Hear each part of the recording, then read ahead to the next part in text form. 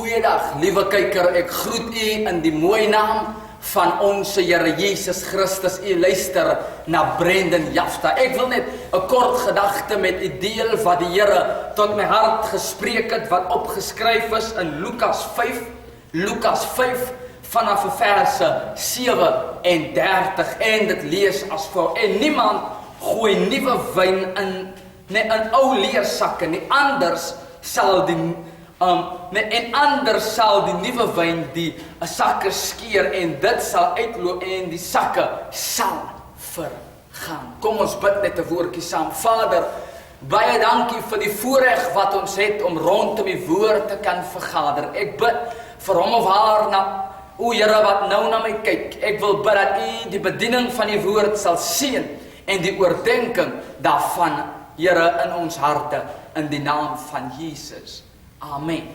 Nou, liewe kyker, hierdie gedeelte wat ek vir u gelees het, dit handel oor waar Jesus besig was om met disippels te praat en vir hulle 'n gelykenis vertel want daar 'n vraag ontstaan onderwyl Jesus saam met hulle was. Vra hulle die volgende vraag daar in verse 33, vra hulle maar, hoekom kan die disippels van Johannes en die Fariseërs vas, maar hulle kan nie? En weet jy, liewe kyker, wat my hart geseën het, is die gedeelte waar Jesus die gelykenis maak en vir hulle sê, en niemand gooi nuwe wyn in ou leersakke nie. Weet jy, baie mense verwag dat God moet hulle seën, maar hulle beweeg met ou sakke. Baie mense verwag dat God moet iets doen, baie mense verwag dat God moet kom in 'n lewenskrag, maar niemand is bereid om ruimte te maak vir dit wat God wil doen nie. En weet jy, hoe gaan ek en u ruimte maak is om ons harte oop te maak om te sê, Here, hier is ek. Hoe gaan ons ruimte maak vir die Heilige Gees, is om by die plek te kom waar Paulus in Galasiërs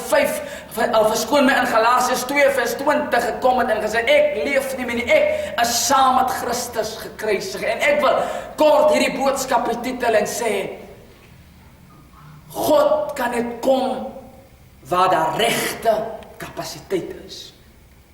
God kan in sy volle glorie kom as ek en u in ons harte ruimte gemaak het vir die werking van die Heilige Gees. Ja, kyker, ek praat saam u.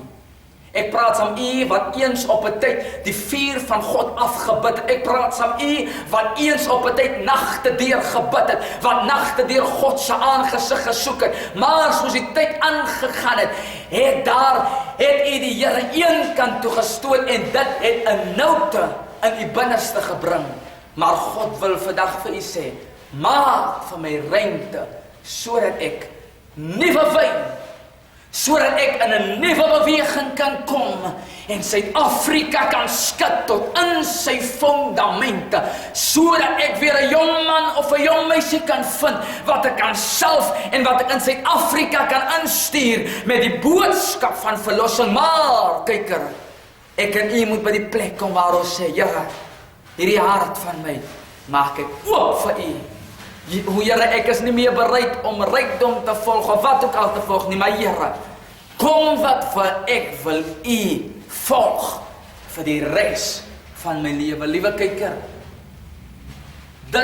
die blessing wat God in gedagte het, gaan te groot wees vir die ou sakke. Die blessing wat God in gedagte het, die beweging wat God in gedagte het, gaan te swaar wees. Gaan te swaar wees vir die ou manier van dinge doen. Paulus sê, as iemand dan in Christus is, dan is hy 'n nuwe skepsel. Al die ou dinge het verbygegaan en alles het nuut geword. God wil alles nuut maak, sodat wanneer hy sy Heilige Gees sal uitgiet, sal iets bonatuurlik gebeur. Die Here seën u. Vir meer inligting kan u my gerus kontak by 083 491 9328. Die Here seën u. Dankie.